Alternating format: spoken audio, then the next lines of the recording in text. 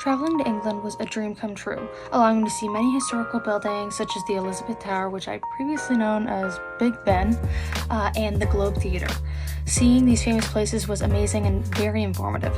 A large part of my experience in London was learning, so we had many opportunities to educate ourselves on the history of London through artifacts and buildings, but also through multiple workshops that we did together as a class. A large focus that I had throughout our trip was the teaching and learning aspects of the trip. I had an interest in this as I plan on becoming a teacher as my future career. A big lesson that I had to learn early on was traveling by myself. Here are a few pictures of my solo part of my traveling experience. This was my first time going on a plane by myself, but also my first experience of traveling outside of the country. I was blown away by the extra mile that my airline made by providing us with a pillow, earbuds, and blanket. I felt like a queen by how they were feeding me, but I guess that's how everyone gets fed on an overnight flight. I stayed in a hostel, which was really scary, but ended up feeling really safe, and I felt very welcome, even though I slept the whole entire day. Traveling through the tube was a scary experience because before going to England, I researched pickpockets and saw a lot of videos, and it really scared me. But honestly, when I was there, it was such an easy way to get around, an amazing source of transportation, and I even miss it to this day. I got to Queen Mary University and was blown away by the breakfast and felt comfortable straight away. Although there isn't a huge culture difference between Canada and the UK, it was important to understand the norms of British culture. It was interesting to see the difference of tipping culture, food differences, keeping an eye on your close belongings, the road systems, and even walking on a sidewalk. My biggest focus before embarking on this trip was to learn to adapt to different cultures and ways of life.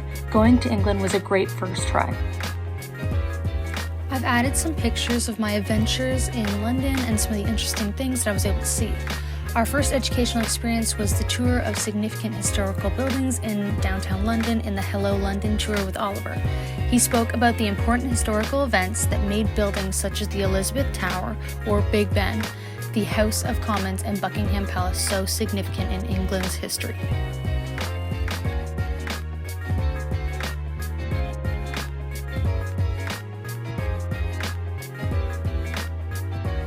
Tours were very popular in this area, large groups moving together to learn more about historical or pop culture events like Harry Potter. It was a great idea to do a tour like this towards the beginning of our trip, so it allowed us to see and understand the significance of the popularized buildings. Oliver's use of our time allowed us to ask questions and properly understand why a tour of this area was even possible. Our next tour, which was Theatreland with our tour guide Adam, he taught us more about the long-lasting theatre culture that has withstood the test of time in the UK. I had not known why England was the location for our theatre abroad class, but through this tour and just by simply walking through the streets, it became obvious the importance of theatre to British culture. Theaters stood blocks away from each other, and each theater had a lineup when shows were going on. The culture surrounding theater is extremely different to that of Canada. Seeing the desire to watch performances, but also the sheer effort and perfection of each performance that we saw brought me a new love of theater and a gratitude for my education choices.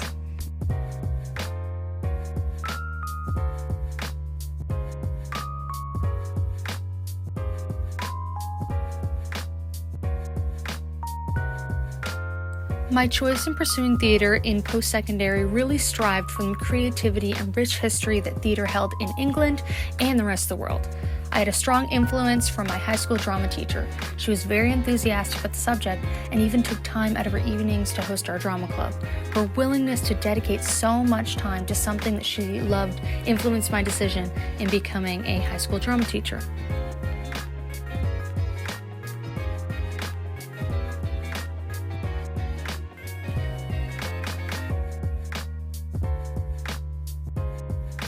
A large part of a learning experience is getting together as a group and trying new fun activities together. Activities with the classroom can be fun but also educational.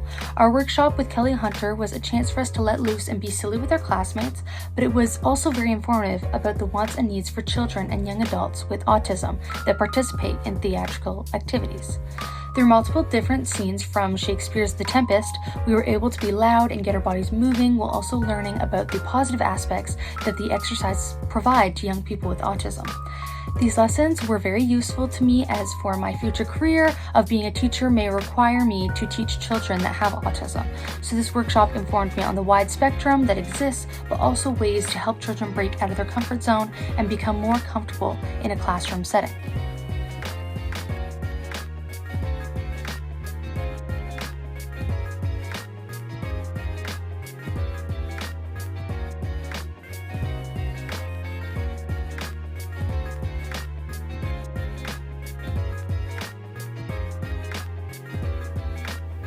This experience was incredible and taught me so many new things that will help me in my future career and traveling endeavors. I met and got closer with so many amazing people that really made the trip an amazing experience, and I'm hoping to continue these friendships past our trip. I think my biggest lesson in this trip was finding the right people. Finding people that share the same interests, in this instance theater, and basing your time around people that share your love of that interest. I'm very thankful for this opportunity of seeing so many amazing locations, and we all thank you so much for helping us complete something that we may have never had the chance to. Thank you, MJ.